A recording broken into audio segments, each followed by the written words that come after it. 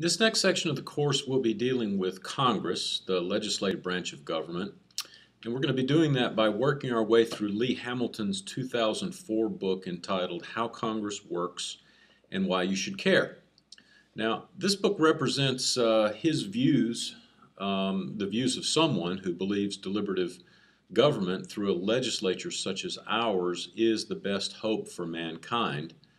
Hamilton's project here really is to rehabilitate our view of Congress, and he wants to enable this branch of government to function more effectively than it has in many years. And toward that end, he provides quite a number of suggestions for improving Congress.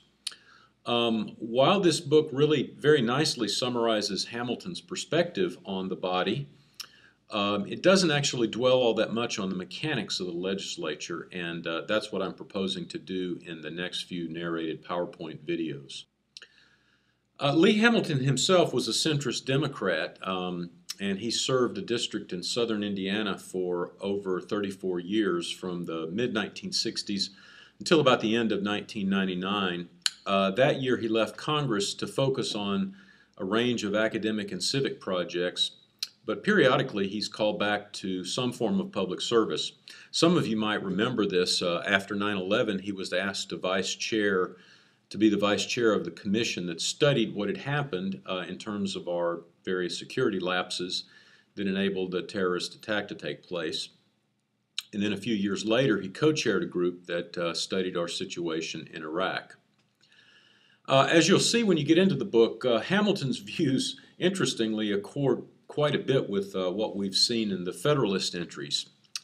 He believes, first of all, that Congress is a place where lots of radically different views about our public and private lives get reconciled.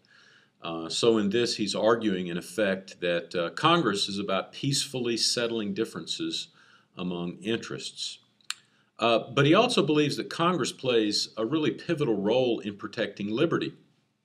The chief threat to liberty he sees as the ever-growing power of the executive branch of government. And I think over the course of the last 50 or 60 years of our history, that's a legitimate fear. Remember, Congress is only in session for part of the year, and it's often bogged down working very inefficiently on lots of different matters of public policy. But the executive branch is always around. It's always working. There are millions of people involved in it, and it's always seeking new ways to do its work without really regard to the freedom of citizens. So at least that's Hamilton's perspective, and I think probably a lot of Americans harbor the same suspicion as well. So in laying out his philosophy of Congress, Hamilton grapples with the issue of how to reflect the views of many different people through the national government. And so in doing this, he focuses on the checks and balances argument of the framers. The idea here is that Congress needs to be strong and effective, if for no other reason than to counter the strength of the other two branches of government. Hamilton's also a fan of our form of federalism, and he thinks it's important that Congress should leave room for states and localities to play their rightful role in our governance process. And he thinks that it's important for Congress to be involved in foreign policy. And that's, to his mind, another way to check executive branch power and also to incorporate the views of the public into national politics. A couple of nice quotes here from early in the book.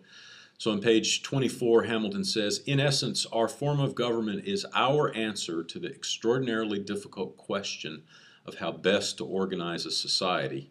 And then on the next page he says, "We have in Congress, the presidency, and the judiciary a forum for deliberation in which every American can have a voice in the process and a stake in the product." I think you can say Hamilton is definitely a glass half full sort of thinker when it comes to our national government. Another useful element of this book is Hamilton's attempt to remind us all of the features of modern life that are really the result of lots of congressional work over many decades. So he discusses how the government became more involved in trying to stimulate the economy and promote jobs, for example. This goes all the way back to the Great Depression in the 1930s.